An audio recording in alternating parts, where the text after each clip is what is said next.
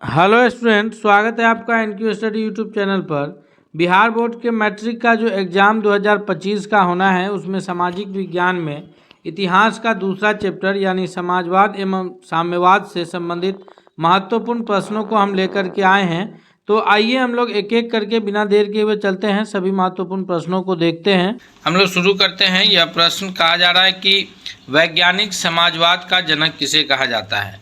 तो इस चैप्टर का नाम ही है समाजवाद एवं साम्यवाद। समाजवाद किसे कहते हैं? तो समाजवाद कहते हैं कि एक ऐसी व्यवस्था हो जिसमें समाज में किसी प्रकार का कोई डिफरेंस ना हो, कोई भेदभाव ना हो, उसको समाजवाद के नाम से जाना जाएगा। और समाजवाद के बाद जो है, जो कार्ल मार्क्स का जो समाजवाद का ये है मूलभूत सिद्धांत है, उसको साम्यवाद कहा जाता है, यानी कम्युनिज्म के नाम से जाना जाता है। अगला है कि इस प्रश्न का जो सही आंसर है वो क्या होगा कि वैज्ञानिक समाजवाद का जनक किसे कहा जाता है। तो वैज्ञानिक समाजवाद का जो जनक के रूप में जाना जाता है वह जाना जाता है किसको?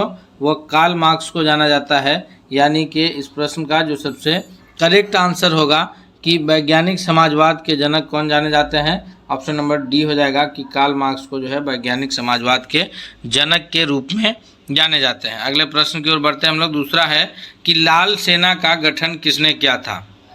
लाल सेना का गठन कार्ल मार्क्स ने किया था, स्टालिन ने किया था, या फिर ट्राटस्की ने किया था, या क्रेंस्की ने किया था। इसका जो सबसे सही जवाब है वो कौन सा होगा? तो इसका सबसे जो करेक्ट आंसर होगा कि लाल सेना का जो गठन करने का काम किया है वो कौन किया है? वो किया है ट्राटस्की ने। यानी ऑप्शन नंबर सी जो है इसका सबसे सही उत्तर हो जाएगा दूसरा नंबर प्रश्न के लिए। जो सबसे करेक्ट आंसर होगा कि लाल सेना का गठन किसने किया है, तो लाल सेना का गठन जो है वो ट्राटस्की ने किया है। अब हम लोग बढ़ेंगे अगले क्वेश्चन की ओर। अगला प्रश्न है कि रूस में कृषकों की दास प्रथा का अंत कब हुआ। तो हम सभी जानते हैं कि रूस की जो मुख्य रूप से क्रांति हुई है वो 1917 में, लेकिन उससे पहले से भी रूस की जो व्यवस्थाएं चली है, और ये पुनर्जागरण के बाद से जो है सभी यूरोपियन कंट्री और जो भी देश था उसमें जो है एक तरह से कि राष्ट्रवाद की भावनाएं जागृत हुई है और जगह जगह क्रांति हुई है। यूरोप में राष्ट्रवाद का पिछला वीडियो चैनल पर मौजूद है, आप लोग उसमें भी देख सकते हैं। तो तीसरा नंबर प्रश्न का जो सबसे सही उत्तर होगा कि रूस में जो कृषक दास प्रथा का जो अंत हुआ है वह कब हुआ है। इसका जो सबसे करेक्ट आंसर होगा कि कृषक दास प्रथा का जो अंत हुआ है यूरोप में, वह हुआ है रूस में, वह 1861 ईस्वी में हुआ है। यानी ऑप्शन नंबर ए जो है इसका सबसे सही जवाब है। अगला प्रश्न है कि कम्युनिस्ट मैनिफेस्टो का प्रकाशन किस वर्ष हुआ है। कम्युनिस्ट मैनिफेस्टो का प्रकाशन जो है यह 1844 ईस्वी में हुआ है, या फिर 1848 में, 1864 में, या फिर 1867 में। तो कार्ल मार्क्स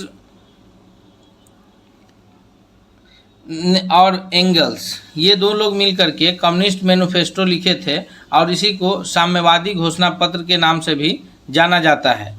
कौन कौन लोग मिलकर लिखे थे? तो कार्ल मार्क्स और एंगल्स ने मिल करके कम्युनिस्ट मैनिफेस्टो पर प्रकाशित किया था, और इसको जो है साम्यवादी घोषणा पत्र के नाम से जाना जाता है। इसका जो सबसे करेक्ट आंसर होगा कि यह जो प्रकाशित हुआ है यह 1848 ईस्वी में। कौन कौन लोग मिल करके लिखे हैं? तो इसको लिखने का जो काम किए हैं, यानी प्रकाशित करने में जो नाम आता है वह कार्ल मार्क्स का आता है और एंगल्स का आता है। अगले प्रश्न की ओर बढ़ते हैं हम लोग। अगला क्वेश्चन है कि वार एंड पीस किसकी रचना है। वार एंड पीस जो है यह कार्ल मार्क्स की रचना है, या फिर टॉलस्टॉय की रचना है, या फिर दोस्तोयस्की की रचना है, या एंजल्स की रचना है। पांचवा नंबर प्रश्न है हमारे स्क्रीन पर कि जो वार एंड पीस जो है वह किसकी रचना है। तो इसका जो सबसे करेक्ट आंसर होगा कि वार एंड पीस जो रचना किया गया है यह इसके रचनाकार है टॉलस्टॉय। यानी ऑप्शन नंबर बी जो है इसका सबसे करेक्ट आंसर होगा कि वार एंड पीस के जो रचनाकार हैं वो टॉलस्टॉय हैं। अब हम लोग बढ़ते हैं अगले प्रश्न की ओर। अगला क्वेश्चन हमारे स्क्रीन पर है कि रूस में जार का अर्थ क्या था। पीने के पानी का बर्तन था, या फिर पानी रखने की मिट्टी का बर्तन, या रूस का सामंत, या रूस का सम्राट। तो हम सभी जानते हैं कि रूस में जो क्रांति हुआ उस वक्त बोल्शेविक क्रांति के नाम से भी उसको जाना जाता है और उसको अक्टूबर क्रांति के नाम से भी जाना जाता है। तो उस वक्त जो वहाँ का सम्राट था वो जार था और उसका जो मेन उस वक्त सम्राट था वो जार निकोलस द्वितीय था। यानी कि जार जो जाना जाता है वो उस वक्त जो है रूस के सम्राट को जार के नाम से जाना जाता है और रूस की जो संसद थी उसको ड्यूमा के नाम से जाना जाता था। तो इसका जो सबसे करेक्ट आंसर है वो ऑप्शन नंबर डी होगा, यानी रूस का सम्राट। अगला प्रश्न है कि कार्ल मार्क्स का जन्म कहाँ हुआ था। तो कार्ल मार्क्स के बारे में हम लोग जानते चलेंगे, क्योंकि कार्ल मार्क्स की जो रचना है उसको कम्युनिस्ट मैनिफेस्टो के रूप में जाना जाता है। और एक तो कम्युनिस्ट मैनिफेस्टो उन्होंने जारी किया था, उसके बाद एक दास कैपिटल की रचना किए हैं। तो कार्ल मार्क्स के बारे में जो जानकारी है कि कार्ल मार्क्स 1818 ईस्वी में जर्मनी के राइन प्रांत में और टियर नगर में जो है इनका जन्म हुआ था। एक यहूदी परिवार में ये जन्म हुए थे। पिता का नाम हेनरिक मार्क्स था जो कि एक वकील थे। और कार्ल मार्क्स जो है 1843 ईस्वी में जेनी से कार्ल मार्क्स का विवाह हुआ है और 1848 में इन्होंने कम्युनिस्ट मैनिफेस्टो जारी किया है और उसके बाद 1867 ईस्वी में इन्होंने दास कैपिटल की रचना की है, जिसको समाजवादियों का बाइबिल के नाम से जाना जाता है। कार्ल मार्क्स का जो जन्म है वो जर्मनी के राइन प्रांत में हुआ है और ये इनके पिता का नाम क्या है तो हेनरिक मार्क्स है। इनकी शादी किससे हुई है तो इनकी शादी जो है वो जेनी से हुई है। 1848 में इन्होंने एंगल्स के साथ मिलकर के कम्युनिस्ट मैनिफेस्टो जारी किया है। 1867 में जो है वो दास कैपिटल की रचना किया है, जिसको समाजवादियों का बाइबल के नाम से जाना जाता है। और कार्ल मार्क्स का जो दर्शन है उसी को साम्यवाद के नाम से जानते हैं। अगले प्रश्न की ओर बढ़ते हैं हम लोग। अगला क्वेश्चन है कि प्रथम इंटरनेशनल की बैठक कहाँ हुई थी। रूस में, फ्रांस में, जर्मनी में या फिर लंदन में। तो इस प्रश्न का जो सबसे करेक्ट आंसर होगा कि प्रथम इंटरनेशनल की जो बैठक हुई है, 8वां नंबर क्वेश्चन का सबसे सही उत्तर होगा कि प्रथम इंटरनेशनल की बैठक कहाँ हुई है तो यह हुआ है लंदन में। यानी कि प्रथम इंटरनेशनल की बैठक जो है यह ब्रिटेन के लंदन में हुई है। ऑप्शन नंबर डी जो है इसका सबसे करेक्ट आंसर है। अगले क्वेश्चन की ओर बढ़ते हैं हम लोग। अगला प्रश्न है कि प्रथम इंटरनेशनल की स्थापना किस वर्ष हुई है। तो प्रथम इंटरनेशनल की जो स्थापना हुआ है ये 1864 में, 67 में या फिर 1883 या 1889 ईस्वी में। तो इसका जो सबसे करेक्ट आंसर है कि प्रथम इंटरनेशनल की जो स्थापना हुई है यह हुआ है 1864 ईस्वी में, यानी ऑप्शन नंबर ए जो है ये सबसे करेक्ट आंसर है। अगले क्वेश्चन की ओर बढ़ते हैं कि साम्यवादी शासन का पहला प्रयोग कहाँ हुआ है। साम्यवादी शासन का जो पहला प्रयोग हुआ है वो रूस, जापान, चीन या फिर क्यूबा में। तो 10वां नंबर क्वेश्चन का जो सबसे करेक्ट आंसर है कि साम्यवादी शासन का जो पहला ये प्रयोग किया गया है यह रशिया में किया गया है, यानी ऑप्शन नंबर ए जो है वो सबसे करेक्ट आंसर के रूप में जाना जाएगा। अगले प्रश्न की ओर बढ़ेंगे। अगला है कि चेका क्या था। ये सेना की एक टुकड़ी थी या पुलिस दस्ता था या फिर पादरी वर्ग है या फिर श्रमिक वर्ग है। इसका सबसे करेक्ट आंसर क्या होगा। तो इस प्रश्न का जो सबसे सही उत्तर के रूप में जाना जाएगा कि चेका क्या था। तो 11वां नंबर प्रश्न का जो सबसे सही उत्तर होगा कि चेका जो है वह पुलिस दस्ता को कहा जाता था, यानी ऑप्शन नंबर बी जो है वो सबसे सही उत्तर हो जाएगा। अगले प्रश्न की ओर बढ़ेंगे हम लोग। अगला क्वेश्चन है कि निम्नलिखित में से कौन यूरोपियन समाजवादी नहीं है। लुई बला, सेंट साइमन, कार्ल मार्क्स और रॉबर्ट ओवन। इनमें से यूरोपियन समाजवादी कौन नहीं है तो हम सभी जानेंगे कि इसमें जो लुई बला है, सेंट साइमन है, रॉबर्ट ओवन है, ये सभी यूरोपियन समाजवादी में आते हैं। और जो नाम नहीं आएगा यूरोपियन समाजवादी में वो कार्ल मार्क्स का नाम नहीं आएगा, यानी ऑप्शन नंबर सी इसका सबसे करेक्ट आंसर होगा। अगले क्वेश्चन की ओर बढ़ेंगे कि बोल्शेविक क्रांति कब हुई है। तो रूस की जो बोल्शेविक क्रांति हुई है यह फरवरी 1917 में या फिर नवंबर 1917 में या अप्रैल 1917 में या फिर 1905 ईस्वी में। तो रूस में जो बोल्शेविक क्रांति की शुरुआत हुई है यह 1917 में हुआ है। और इसका जो सबसे 13वां नंबर प्रश्न का जो सबसे करेक्ट आंसर है कि यह नवंबर 1917 में रूस की बोल्शेविक क्रांति का शुरुआत हुआ है। और इसी को जो है जो क्रांति था यह उस वक्त जो वहाँ का शासक था जार, जो अपने आप को ईश्वर का प्रतिनिधि समझता था, और जो उस वक्त जो शासक था उसको जार निकोलस द्वितीय के नाम से जानते हैं। उसके विरुद्ध जो है यह रूस में एक क्रांति हुई और यह नवंबर 1917 में यह क्रांति हुई है।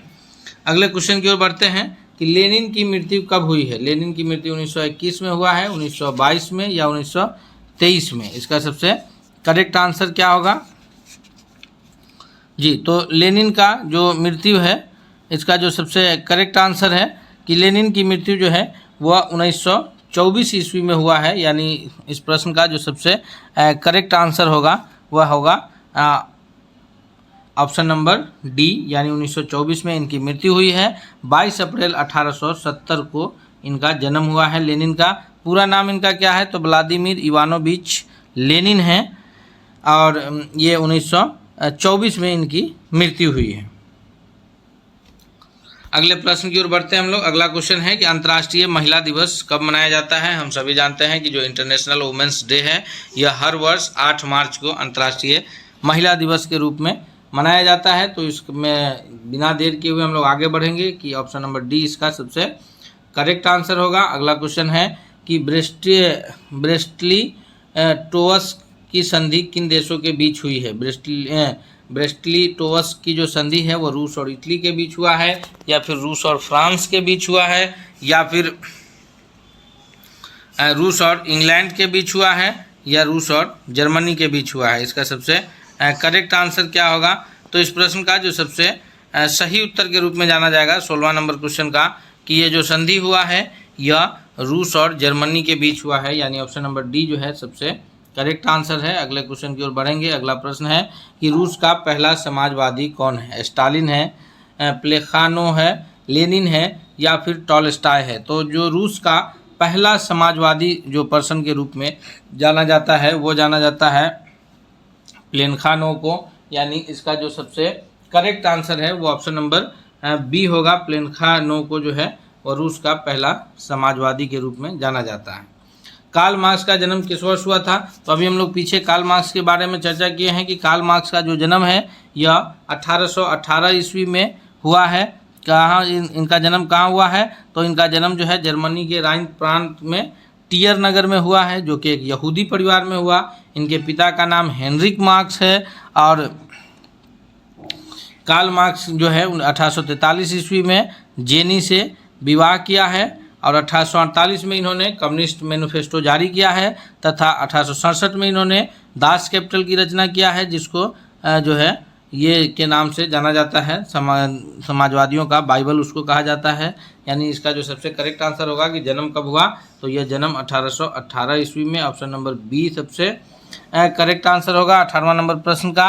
और इनकी जो मृत्यु हुई है वो 1883 ईस्वी में मृत्यु हुई है। ये हम लोग याद रखेंगे। जन्म 1818 में और मृत्यु जो है यह 1883 ईस्वी में मृत्यु। अगले क्वेश्चन की ओर बढ़ेंगे। अगला प्रश्न है कि राष्ट्रपुतिन कौन था। यह एक भ्रष्ट पादरी था, या वैज्ञानिक था, या फिर समाज सुधारक है, या दार्शनिक है। तो राष्ट्रपुतिन जो है वह एक भ्रष्ट पादरी के रूप में राष्ट्रपुतिन का नाम आता है। यानी इसका जो सबसे करेक्ट आंसर होगा 19वां नंबर सवाल का वो ऑप्शन नंबर ए हो जाएगा कि वह एक भ्रष्ट पादरी के रूप में जाना जाता है। अगला क्वेश्चन है 20वां नंबर प्रश्न है कि लेनिन ने ब्रेस्टली-ओस की संधि किस राष्ट्र के साथ किया था। इंग्लैंड के साथ, फ्रांस के साथ, जर्मनी के साथ, या इटली के साथ। तो लेनिन जो है एक बोल्शेविक क्रांतिकारी के रूप में जाने जाते हैं रशिया के। तो इन जो ब्रेस्टली-ओस की संधि है यह रूस और जर्मनी के बीच हुआ है। अर्थात इस प्रश्न का जो सबसे करेक्ट आंसर होगा वो ऑप्शन नंबर सी हो जाएगा कि जर्मनी के साथ जो है लेनिन ने ये संधि किया था। अगला क्वेश्चन है कि नई आर्थिक नीति नेप के नाम से जाना जाता है। New economical policy, new education policy से नहीं कहेंगे हम लोग, ये नेप के नाम से जाना जाएगा। नई आर्थिक नीति न्यू इकोनॉमिकल पॉलिसी यह कब लागू हुआ था? 1921, 23, 20 या 24 में। तो इसका जो सबसे करेक्ट आंसर है 21वां नंबर सवाल का कि नई आर्थिक नीति जो है यह 1924 में लागू हुआ है। ऑप्शन नंबर डी सबसे सही उत्तर होगा। अगला है कि दास कैपिटल की रचना किसने किया है। तो अभी हम लोग इस पर पीछे कई बार चर्चा किए हैं कि दास कैपिटल की रचना 1867 ईस्वी में, कब 1867 ईस्वी में कार्ल मार्क्स ने किया है और इसी दास कैपिटल को जो है क्या कहा जाता है, तो इसको समाजवादियों का बाइबल के नाम से जाना जाता है। अगले प्रश्न की ओर बढ़ेंगे कि समाजवादी दर्शन किस पर बल देता है, राजनीतिक समानता पर, नागरिक समानता पर, कानूनी समानता पर या फिर आर्थिक समानता पर। तो 23वां नंबर प्रश्न का जो सबसे करेक्ट आंसर होगा कि जो समाजवादी दर्शन है वो मुख्य रूप से जो बल देता है वो आर्थिक समानता पर, यानी आर्थिक आधार पर किसी प्रकार का कोई भेदभाव नहीं रहना चाहिए लोगों के बीच में। इस पर मुख्य रूप से जो है समाजवादी दर्शन बल देता है, क्योंकि इसका कहना क्या है समाजवादी दर्शन का कि प्रत्येक को उसकी क्षमता के अनुसार कार्य तथा प्रत्येक को उसके कार्य के अनुसार परिश्रम मिलना चाहिए, यानी कि क्षमता के अनुसार कार्य मिले और कार्य के अनुसार उसका पारिश्रमिक मिले, किसी प्रकार का आर्थिक भेदभाव नहीं हो। अगला क्वेश्चन है कि रूस के सम्राट को क्या कहा जाता था, तो हम लोग अभी इस पर पीछे लगातार चर्चा किए हैं कि रूस के सम्राट को जो कहा जाता था वो जार कहा जाता था, यानी ऑप्शन नंबर बी इसका सबसे करेक्ट आंसर हो जाएगा।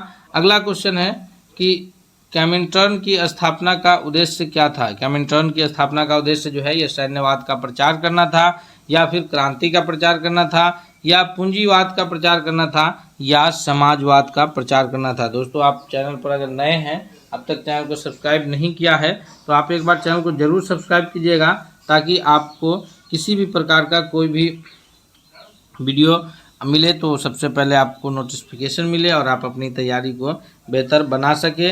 ये वीडियो जो है आपको बोर्ड एग्ज़ाम्स के साथ साथ सभी प्रकार के कम्पिटिटिव एग्ज़ाम्स के लिए जो है यह लाभकारी सिद्ध होने वाला है। तो ज़रूर चैनल को सब्सक्राइब कीजिएगा और इस वीडियो को लाइक कीजिए तथा दोस्तों के बीच भी इसको ज़रूर शेयर कीजिए। इस प्रश्न का सबसे सही उत्तर क्या होगा, तो इसका जो सबसे सही उत्तर है कि जो कॉमिंटर्न की स्थापना का उद्देश्य था वो था क्रांतिकारी का प्रचार करना, यानी ऑप्शन नंबर बी जो है वो सबसे करेक्ट आंसर है। अगला है कि मजदूर दिवस कब मनाया जाता है। लेबर डे हर वर्ष मनाया जाता है। हम सभी जानते हैं कि लेबर डे मनाने का जो एग्जैक्ट तिथि है वो कौन सा है, तो लेबर डे जो हर वर्ष मनाया जाता है इसकी जो एग्जैक्ट तिथि है 26वां नंबर प्रश्न का वो ऑप्शन नंबर बी होगा, यानी 1 मई को हर वर्ष मजदूर दिवस के रूप में मनाया जाता है। अगला है कि समाजवादियों का बाइबल किसे कहा जाता है, तो इस पर हम लोग पीछे लगातार चर्चा किए हैं कि समाजवादियों का जो बाइबल कहा जाता है वो दास कैपिटल को कहा जाता है, यानी ऑप्शन नंबर ए जो है वो सबसे करेक्ट आंसर है। इसकी रचना कब हुई है, तो इसकी रचना 1867 ईस्वी में हुआ है। किया कौन है, तो इसको रचना करने वाला जो है वो कार्ल मार्क्स है और इसी को समाजवादियों का बाइबल कहा जाता है। अगले प्रश्न की ओर बढ़ेंगे कि कार्ल मार्क्स ने किसके साथ मिलकर कम्युनिस्ट मैनिफेस्टो की घोषणा की है। तो जो कम्युनिस्टों का घोषणा पत्र है जिसको साम्यवादी घोषणा पत्र के नाम से भी जाना जाता है, यह 1848 ईस्वी में घोषणा किया गया है और कार्ल मार्क्स ने एंजल्स के साथ मिलकर के जो है यह घोषणा की है। एंजल्स जो है ऑप्शन नंबर सी इसका सबसे करेक्ट आंसर होगा कि ये 1848 ईस्वी में कार्ल मार्क्स ने एंजल्स के साथ मिलकर के साम्यवादी घोषणा पत्र जारी किया था, जिसको कम्युनिस्ट मैनिफेस्टो के नाम से भी जाना जाता है। अगले प्रश्न की ओर बढ़ते हैं। 29वां नंबर प्रश्न है कि जार निकोलस द्वितीय की पत्नी जरीना किस देश की राजकुमारी थी। जब 1917 का बोल्शेविक क्रांति होता है रूस में, तो उस वक्त जो है वहाँ का जो सम्राट था वो जार निकोलस द्वितीय था और उसकी पत्नी का नाम था जरीना, जो कि कहाँ की राजकुमारी थी। तो इसका जो सबसे करेक्ट आंसर है वो ऑप्शन नंबर सी है कि वह ऑस्ट्रिया हंगरी की राजकुमारी थी। अगले प्रश्न की ओर बढ़ते हैं कि फ्रांसीसी समाजवाद के विकास का जन्मदाता कौन है। फ्रांसीसी समाजवाद के विकास का जो जन्मदाता के रूप में जाना जाता है फॉरियर है, रॉबर्ट ओवन है, कार्ल मार्क्स है या सेंट साइमन है। तो इसका जो सबसे करेक्ट आंसर होगा वह होगा कि सेंट साइमन जो है यह फ्रांसीसी समाजवाद के जन्मदाता है। अगला है कि काम के अधिकार को संवैधानिक अधिकार का रूप सबसे पहले कहाँ मिला था। तो काम के अधिकार को जो 31वां नंबर प्रश्न है इसका सबसे करेक्ट आंसर ये है कि काम के अधिकार को जो संवैधानिक अधिकार मिला, यानी हर व्यक्ति को उसके क्षमता के अनुसार काम और काम के अनुसार उसको जो ये है, तो ये समाजवादियों का प्रमुख ये था। तो इसका जो सबसे सही उत्तर हो जाएगा कि सोवियत संघ, पूर्व सोवियत संघ जो रूस के नाम से जाना जाएगा, यानी ऑप्शन नंबर ए जो है वो करेक्ट आंसर होगा। अगला सवाल है कि अप्रैल थीसिस की किसने तैयार किया था। अप्रैल थीसिस की जो रचना किए हैं वो कौन किए हैं। 32वां नंबर प्रश्न का जो सबसे करेक्ट आंसर है कि अप्रैल थीसिस के जो रचनाकार हैं वह हैं Vladimir Ivanovich Lenin. Option number A जो है इसका सबसे करेक्ट आंसर होगा कि अप्रैल थेसिस इन्हीं की रचना किया हुआ है। अगला क्वेश्चन की ओर बढ़ते हैं। अगला प्रश्न है कि 7 नवंबर 1917 की बोल्शेविक क्रांति का नेतृत्व किसने किया है। रूस में जो 7 नवंबर 1917 को बोल्शेविक क्रांति हुआ है, 33वां नंबर सवाल है हमारे स्क्रीन पर। इसका सबसे सही जवाब क्या होगा? तो इस प्रश्न का जो सबसे करेक्ट आंसर होगा कि ये 7 नवंबर 1917 की जो रूस की बोल्शेविक क्रांति है, इसका नेतृत्व जो है इसका नेतृत्व कौन किया है? तो इसका नेतृत्व करने वाला है लेनिन। ऑप्शन नंबर बी जो है सबसे करेक्ट आंसर है। अगला है माँ उपन्यास के लेखक कौन है? ये प्लेखानो है, टॉल्स्टॉय है, गोर्की है या फिर तुर्गनेव है। तो इसका जो सबसे करेक्ट आंसर है 34वां नंबर सवाल का कि जो माँ उपन्यास के लेखक हैं वह है मैक्सिम गोर्की। पूरा नाम क्या है इनका? इनका जो पूरा नाम है वह है मैक्सिम गोर्की जी। इसका जो सबसे करेक्ट आंसर हो जाएगा वो ऑप्शन नंबर सी हो जाएगा कि मैक्सिम गोर्की जो है यह इन्होंने इसकी रचना किए हैं। अगला है कि 1917 की पहली रूसी क्रांति किस नाम से जाना जाता है। तो 1917 की जो पहली रूसी क्रांति है वो फरवरी की क्रांति, मार्च की क्रांति, अक्टूबर की क्रांति या ये नवंबर की क्रांति के नाम से जाना जाता है। 35वां नंबर सवाल का जो सबसे सही उत्तर है कि 1917 की जो पहली क्रांति है उसको अक्टूबर क्रांति के नाम से जानते हैं, यानी इसका जो सबसे करेक्ट आंसर है वो ऑप्शन नंबर सी हो जाएगा। अगले सवाल की ओर बढ़ेंगे हम लोग। अगला प्रश्न क्या कह रहा है कि नवंबर 1917 की रूसी क्रांति के बाद स्थापित सरकार का प्रधान कौन था? स्टालिन था, लेनिन था या फिर प्लेखानो है या इनमें से कोई नहीं है। तो इसका जो सबसे सही उत्तर होगा 36वां नंबर प्रश्न का कि नवंबर 1917 में जो रूसी क्रांति हुई है तो उसके बाद जो वहाँ स्थापित सरकार हुआ है उसका नेतृत्व जो किया है वो लेनिन ने किया है, यानी ऑप्शन नंबर बी जो है वो करेक्ट आंसर है। अगला है कि समाजवाद का प्रयोग सबसे पहले किस वर्ष किया गया है। तो जो समाजवाद शब्द का जो सबसे पहला प्रयोग है यह कब किया गया है? इसका जो सबसे करेक्ट आंसर है वह है कि 1827 ईस्वी में समाजवाद शब्द का सबसे पहला प्रयोग किया गया है, यानी ऑप्शन नंबर बी जो है सबसे करेक्ट आंसर है। अगला सवाल है कि चार्टिस्ट आंदोलन कहाँ हुआ था। चार्टिस्ट आंदोलन ब्रिटेन में, फ्रांस में, रशिया में या फिर जर्मनी में।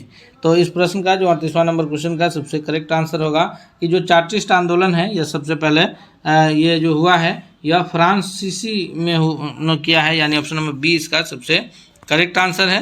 39वां नंबर प्रश्न है कि विश्व में साम्यवादी शासन की स्थापना सर्वप्रथम किस देश में हुई है। तो साम्यवाद जो है ये कार्ल मार्क्स की दर्शन को साम्यवाद के नाम से जाना जाता है। इस प्रश्न का जो सबसे करेक्ट आंसर होगा 39वां नंबर प्रश्न का कि विश्व में जो सबसे पहले साम्यवाद की स्थापना है वो रूस में किया गया है, यानी ऑप्शन नंबर ए सबसे करेक्ट आंसर है। अगला क्वेश्चन है 40वां की वर्जिन स्वाइल उपन्यास के लेखक कौन है। लियो टॉल्स्टॉय है, इवान तुर्गनेव है या फिर फ्योदोर दोस्तोवस्की है या मैक्सिम गोर्की है। तो 40वां नंबर सवाल का सबसे करेक्ट आंसर होगा वो ऑप्शन नंबर बी है, यानी कि इवान तुर्गनेव जो है इसके प्रमुख ये हैं। ऑप्शन नंबर बी इसका सबसे करेक्ट आंसर है। अगले सवाल की ओर बढ़ते हैं कि 1917 के रूसी क्रांति के समय जार का शासक कौन था। जार का शासन किसके हाथ में था? पीटर के हाथ में या फिर अलेक्जेंडर प्रथम है, निकोलस प्रथम है या निकोलस द्वितीय है। तो 1917 की क्रांति के समय जो जार का शासन था वो जार निकोलस द्वितीय के हाथ में था, यानी ऑप्शन नंबर डी सबसे करेक्ट आंसर है। 42वां नंबर प्रश्न है कि कोल खोज की योजना किसने प्रारंभ की थी। लेनिन ने, स्टालिन ने, निकिता शुक्चेव ने या फिर लियोनिड ब्रेंजेव ने। तो इसका जो सबसे सही उत्तर होगा कि कोल खोज की जो शुरुआत किया है यह स्टालिन ने किया है, यानी ऑप्शन नंबर बी इसका सबसे करेक्ट आंसर है। अगला है कि साम्यवादी घोषणा पत्र के लेखक कौन है। लियो टॉल्स्टॉय, मैक्सिम गोर्की या लेनिन या फिर कार्ल मार्क्स। तो साम्यवादी घोषणा पत्र जो है एंगल्स के साथ मिल करके जो किया है वो कार्ल मार्क्स ने किया है और इसी को जो है कम्युनिस्ट मैनिफेस्टो के नाम से भी जाना जाता है। ऑप्शन नंबर डी जो है वो सबसे करेक्ट आंसर है। अब है आज का अंतिम सवाल 44वां नंबर की 1917 की रूसी क्रांति का तत्कालीन कारक क्या था। जार निकोलस का निरंकुश शासन, प्रथम विश्व युद्ध में रूस की पराजय, राष्ट्रपुतीन की भूमिका या किसानों का असंतोष। तो जो 1917 के रूसिया की जो क्रांति का जो उस वक्त का तत्कालीन कारण था वह था कि प्रथम विश्व युद्ध में रूस की पराजय, यानी ऑप्शन नंबर बी जो है वो सबसे करेक्ट आंसर है। इस प्रकार अभी हम लोगों ने 44 प्रश्नों को किया है। हम उम्मीद करते हैं कि 44 ही नहीं, इसमें जिस प्रकार की जानकारी है ये लगभग 80 प्रश्नों आपको इससे टेकअप होंगे। कोई भी कम्पिटिटिव एग्जाम्स हो या 10th के आने वाले बोर्ड एग्जाम्स हो, उसमें आपको यह लाभकारी साबित होगा। तो अर्थात अगर आपने अब तक चैनल पर यह वीडियो देखा और चैनल को सब्सक्राइब नहीं किया है तो एक बार आप चैनल को सब्सक्राइब कीजिए तथा दोस्तों के बीच यह शेयर कीजिए ताकि सभी शिक्षक जो लोग भी हैं इससे फ़ायदा उठा सकें। और मिलेंगे हम लोग अगले वीडियो में, तब तक के लिए धन्यवाद।